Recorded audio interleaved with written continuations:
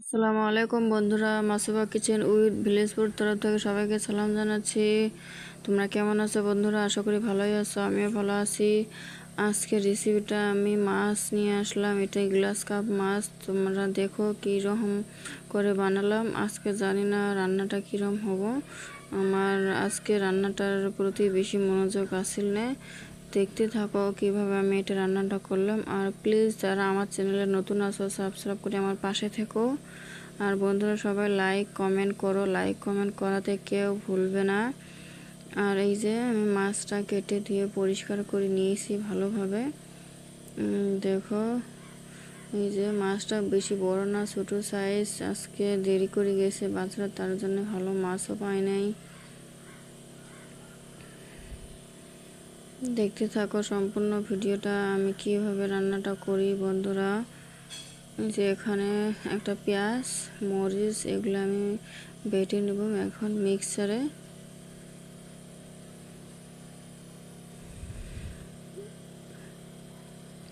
এইখানে আলু সাইজগুলো দেখো, আমি গোল গোল করে সাইজ করে কেটেছি আলুগুলো। এইভাবে আজকে এইভাবে আলু সাইজগুলো গোল গোল কেটে আমি রান্না করব। এখানে হলুদ লবণ দিলাম আলুর মধ্যে।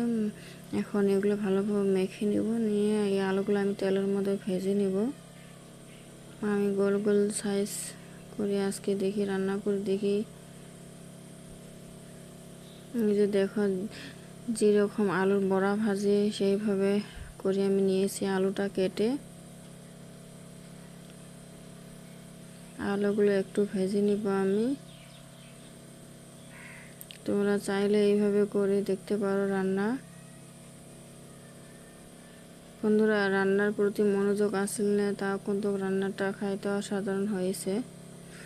রান্নার প্রতি কোনো মনোযোগ নাই মানে কিসব ভিডিও যায় না বন্ধুরা, ভিউজ আসে না, তার জন্য রান্নার প্রতি অত মনোযোগ দিয়ে আমি ভালোভাবে রান্নাটা আজকে করতে পারিনি আমার মনে হয়। এই যে আলুগুলো ভেজে নিয়েছি, দেখো কত সুন্দর হয়েছে, লাল লাল তুলে নিয়েছি এগুলো আমি ভেজে।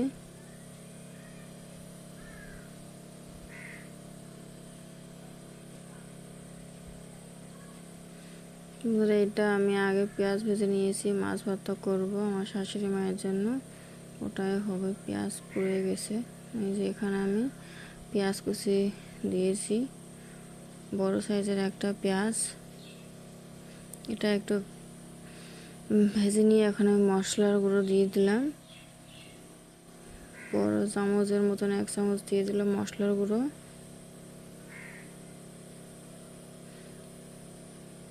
হলুদ গুঁড়ো,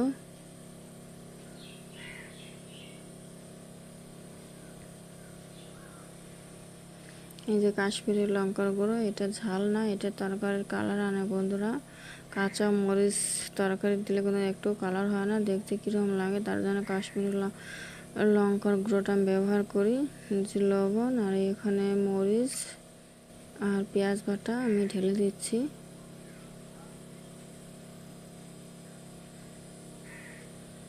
যে এটা একটু ভালোভাবে মেখে নিব বন্ধুরা। আজকে আমি তেলটাও কম দিয়েছি তরকারিটার মধ্যে। তেলটা বেশি খাওয়া হয়, আপনাদের ভাইয়া তেল বেশি দিলে রাগ করে, কেমন করে তেল খাইলে চর্বি বাঁধাবে 2 দিনে। তার জন্য আজকে আমি তেলটা কমিয়ে দিলাম। তাও জানি রান্না করতে তেলটা বেশি হয় বন্ধুরা, তেলটা ভালোভাবে না দিলে রান্নাটা স্বাদ হয় না।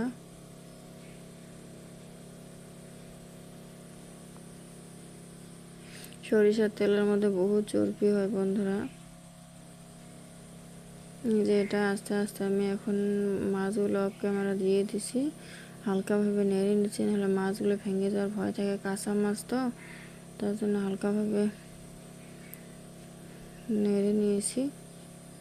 এই যে আলুগুলো আমি এখানে দিয়ে দিলাম, একটু কষান হয়ে গেছে মাছগুলোর। আলুগুলো এমনি এমনি একটু একটু রেখে দেবো, আলুগুলো তো একটু ভাজা আছে না।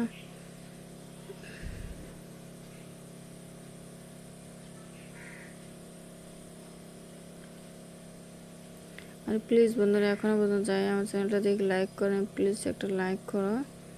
আর এই যে দেখো রান্নাটা কি সুন্দর দেখতে, কিন্তু পুরো ভালো হয়েছে। এভাবে আলু ভেজে নিয়ে রান্না করে অসাধারণ হয়, টেস্ট হয় খাইতে।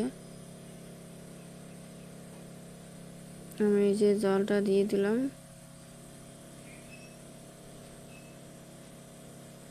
বন্ধুরা আমি পরিমাণ মতন জলটা দিয়ে দিলাম, আর এখানে এখন 10 মিনিট মতন রেখে নামিয়ে নিব আমি।